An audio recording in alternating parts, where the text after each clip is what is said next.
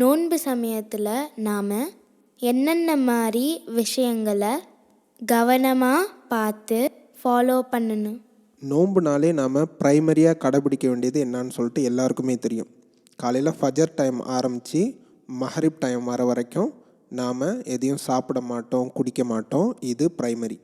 இது இல்லாமல் சில விஷயங்களை நாம் ரொம்ப கவனத்தோடு ஃபாலோ பண்ணணும். அப்படி மிஸ் பண்ணிட்டோம்னாக்கா இந்த நோன்புக்கான சரியான பலன் அல்லாஹ்கிட்டேருந்து முழுசாக கிடைக்காது. எந்தெந்த விஷயம் நாம் முன்னாடியே சொன்ன மாதிரி நோம்போட முக்கியமான அந்த நோக்கமே அல்லாஹுடைய அச்சத்தை நம்ம மனசில் வளர்க்குறது தான். இந்த நோக்கத்தை எந்தெந்த செயல்கள்னால் பாழ்படுத்துமோ, எந்தெந்த செயல்கள் எல்லாம் நாசமாக்கிருமோ அது மாதிரி செயல்கள்லேருந்து நாம் விலகி இருக்கணும்.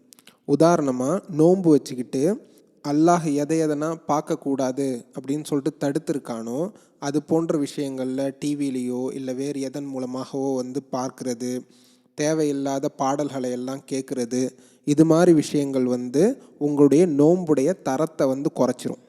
அபூ ஹுரைரா ரதியல்லாஹு அன்ஹு அப்படிங்கிற சஹாபி நபி ஸல்லல்லாஹு அலைஹி வஸல்லம் அவங்க சொன்னதா புகாரியில் வரக்கூடிய 1903 ஹதீஸில் சொல்கிறாங்க. யார் ஒருவர் பொய்யான பேச்சுக்களையும் யார் ஒருவர் பொய்யான நடவடிக்கைகளையும் விடவில்லையோ அவர் பசித்திருப்பதோ அல்லது தாகமாக இருப்பதோ அல்லாஹ்வுக்கு தேவையில்லாத ஒன்று. இப்படி நபிகள் நாயகம் ஸல்லல்லாஹு அலைஹி வஸல்லம் அவர்கள் சொல்லியிருக்காங்க. அப்போது நீங்கள் வைக்கக்கூடிய நோன்பு உங்களுக்கு அல்லாஹுடைய அச்சத்தை தராமல் நீங்கள் தவறான காரியங்களில் நோன்பு வச்சுக்கிட்டே ஈடுபடுறீங்கனாக்கா அப்போ அந்த நோன்பால் என்ன பிரயோஜனம்? நாம் முன்னாடியே பார்த்தோம், நோன்போட நோக்கமே அல்லாஹ்வின் மீது அச்சத்தை உண்டாக்குறது தான். நீங்கள் வருஷத்தில் 365 நாட்களும் செய்யக்கூடிய அந்த பாவத்தை நோன்பு வச்சுக்கிட்டும் செஞ்சுக்கிட்டு இருந்தீங்கனாக்கா உங்களோட நோன்பு அல்லாஹ்வுக்கு தேவையில்லை. நீங்கள் நோன்பு வச்சுக்கிட்டு பொய் பேசுகிறீங்க, நோன்பு வச்சுக்கிட்டு புறம் பேசுகிறீங்க, இதை எல்லாவற்றையும் செஞ்சிங்கனாக்கா இது அல்லாஹ்வுக்கு தேவையில்லாத ஒன்று. அதனால் உங்களுடைய நோன்பை சரியான முறையில் பார்த்துங்க அப்படின்னு சொல்லிட்டு இதிலிருந்து நமக்கு தெரிய வருது. இன்னும் அந்த சஹாபி அபூ ஹுரைரா ரதியல்லாஹு அன்ஹு அதே ஹதீஸில் இன்னொரு விஷயமும் சேர்த்து சொல்கிறாங்க. என்னன்னாக்கா நபி ஸல்லல்லாஹு அலைஹி வஸல்லம் அவங்க சொன்னாங்க, உங்களில் ஒரு ஆள் நோன்பு வச்சுக்கிட்டு யாரேனும் சண்டைக்கு வந்தா இல்லை யாரேனும் உங்களை திட்டினால் என்ன பண்ணு? அவங்களோட சண்டைக்கு போகணுமா?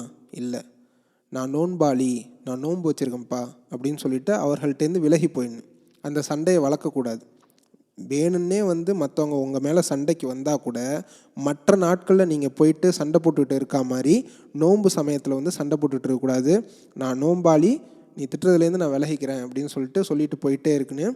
இது போன்ற விஷயங்கள்லேருந்து நீங்கள் கவனமாக இருக்கணும். சரியா? இது எல்லாம் அந்த நோன்புடைய நோக்கத்திலிருந்து உங்களை பெறலை வச்சிரும்.